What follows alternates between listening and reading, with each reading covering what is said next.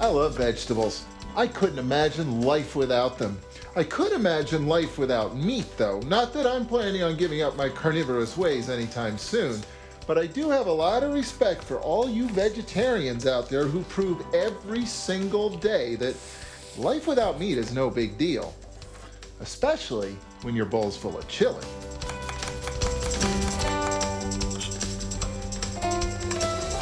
Here's everything you need to craft a batch of homemade hearty chili so tasty, so filling, so blatantly delicious, I guarantee you nobody at your table is going to miss the meat unless you tell them it's not there, and trust me, your secret is safe with me.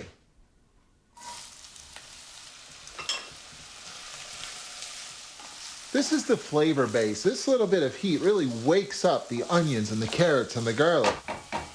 And even more importantly, it wakes up the chili powder. This is a spice blend, and any spice blend, any spice for that matter, when it sits on the shelf, it can get a little bit stale. That's why it's a good idea to start a chili by brightening up the chili powder.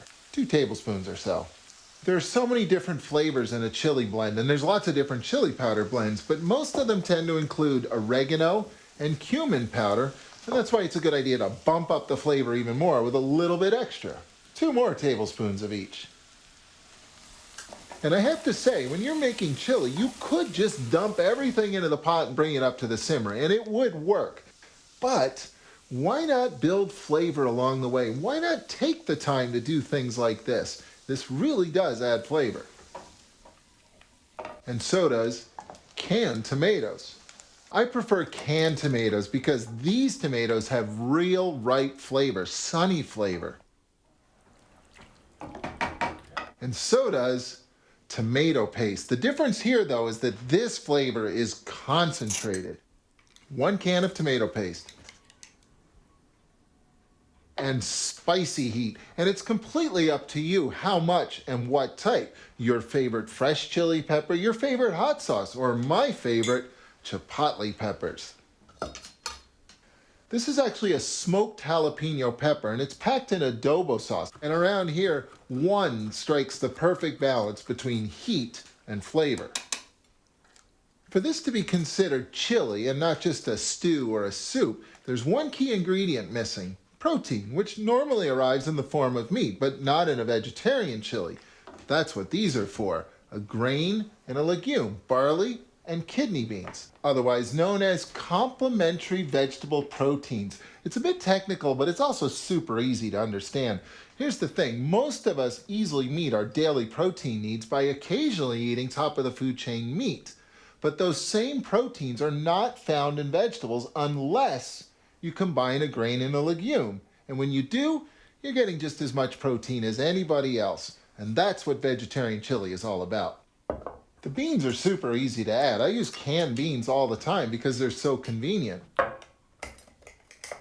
The barley's not cooked though, but it's just as easy. All you have to do is add 3 cups of water to the chili and the barley will cook.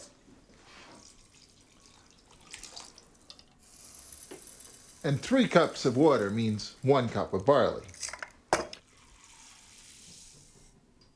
This is still a bit soupy, but in 20 minutes or so, the barley will grab the water and this will thicken up nicely into a beautiful chili. And that's plenty of time to fix up some cilantro sour cream.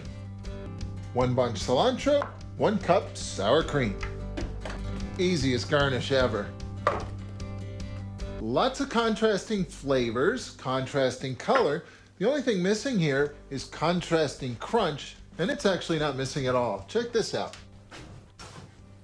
Crispy tortilla sticks. And to make them, all you have to do is take a tortilla, any tortilla, and just roll it up tightly, and then slice it as thinly as you can, and then bake them until they're crisp. Think 350 for 15 minutes or so. And here's the perfect last-second garnish for any vegetarian chili. 1 more grain and 1 more legume. A little bit of frozen corn and frozen edamame beans, soybeans.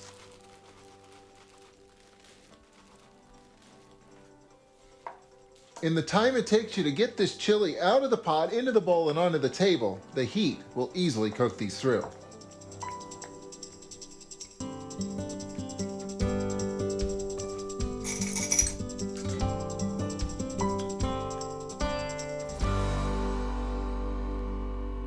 Mmm. Flat out delicious. The spicy heat is perfectly balanced. It does not get in the way of all those bright flavors. I think what I like best about this, though, is that if a carnivore came walking into your kitchen right now and started wolfing down a bowl of this, they wouldn't have a sweet clue the meat was missing.